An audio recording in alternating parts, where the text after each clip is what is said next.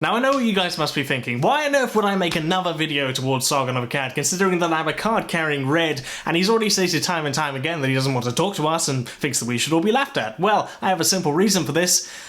I have a suicide complex.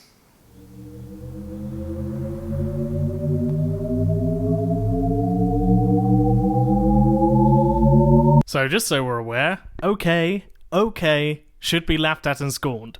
Okay, should be laughed at and scorned. And to add to this, last Tuesday he in one fell swoop completely and utterly poisoned the well by demonising the entirety of International Workers' Day, soon to be known as Loyalty Day. Watch out, Americans. Now the main basis of his video is this man.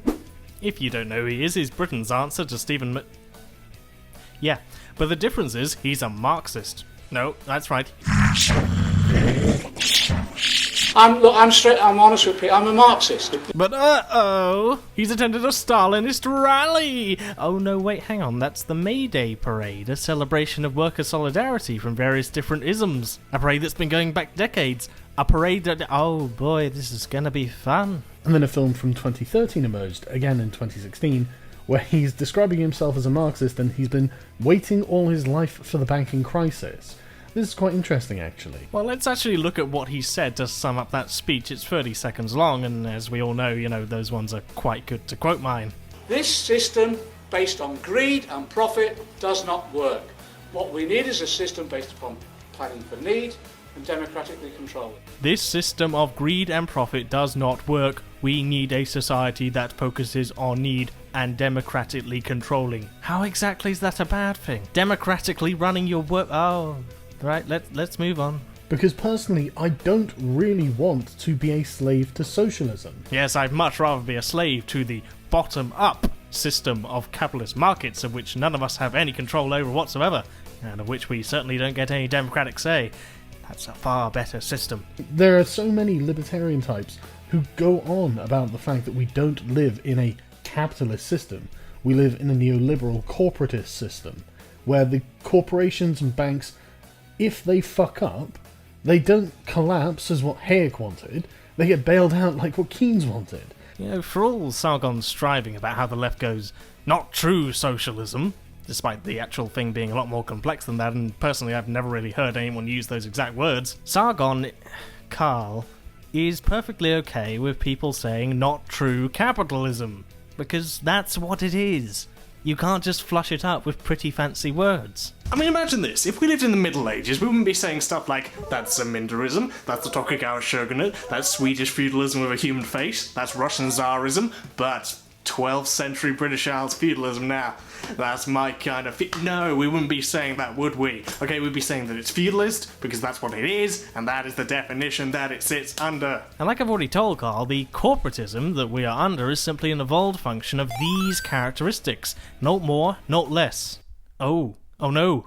I used a northern working class phrase. Oh god. But let's get on to the main crux of his discussion. Maybe we should look at the May Day parade, shall we? And I'm using last year's footage here because there's plenty more of it. So let's just have a look at who was appearing at that rally. So here's a bunch of banners. As you can see, there's literally loads, they're not just Stalinists. That guy's certainly not a Stalinist. And here's the march. As you can see, there's the trade committee right there.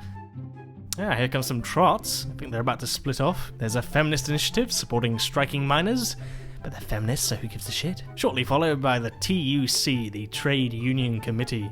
There's some Asian solidarity. Beck too, good for RT people. There are some Jewish socialists right there. I believe they're pro-Palestine. Another trade union, this time brought to you by the creators of the Lavender Hill mob. Bromley, yeah, more unions. It's literally all unions, Carl. I mean, literally unions as far as the eye can see. Unite, Britain's largest union. Oh look, Sargon, here's some unionised BME community members. Yeah. And I wouldn't be surprised if this year there are a bunch of anarchists and wobblies there as well, seeing as they were there last year. And we had a pretty good turnout here too. Sadly, Bristol didn't have one this year. Instead, we demonstrated outside blacks and millets for buying prison labour. But I'm sure Sargon would support that, seeing as capitalism is bottom up, and the prisoners, of which 80% have mental health issues, need to repay their debt back to society, even if society has screwed them over in the first place, and they get 12 months for shoplifting. Jesus. Anyway, back to the march. There we go, there's the Stalinists, the Communist Party of Great Britain. Marxist-Leninist. Sorry, that's not a gripe, that's literally what they're called, because there have been so many splits in the groups over the years, even this brilliant joke.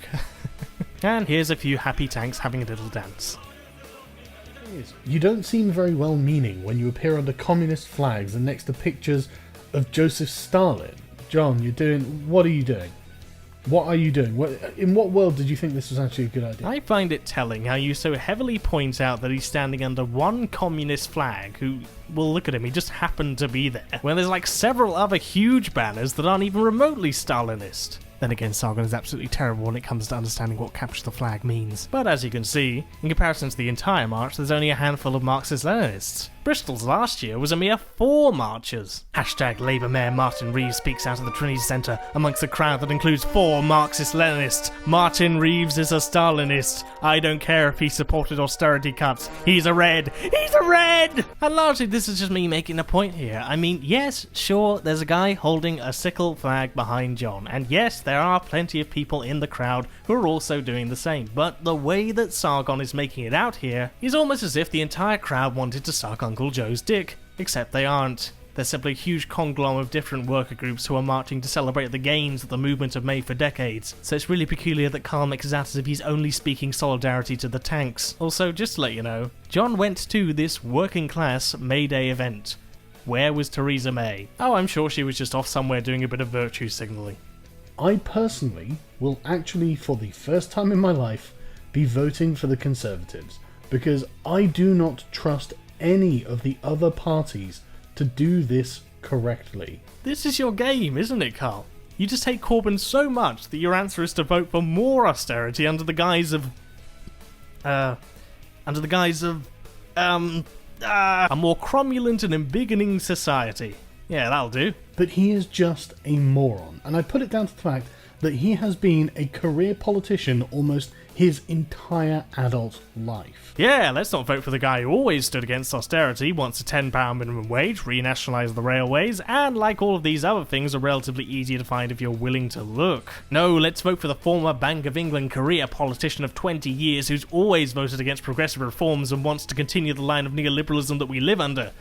That's a much better alternative. The next Labour government will give workers the break they deserve. That is fucking stupid. I know it sounds well-meaning. I know it sounds really nice. But if you are one of the almost million people who are on 0-hour contracts, well, you see, Carl, that is extra days out of your working life. Carl, you don't get paid for. Carl, people need to work on those days. Because otherwise, they don't have any money. He says he wants to fucking abolish them, Sargon! Oh. Come on, Carl. Learn to read.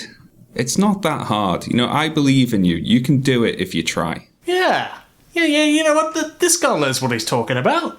Listen to that skull. Good skull. Okay, rant over. I said all I need to say. I will give Carl some credit.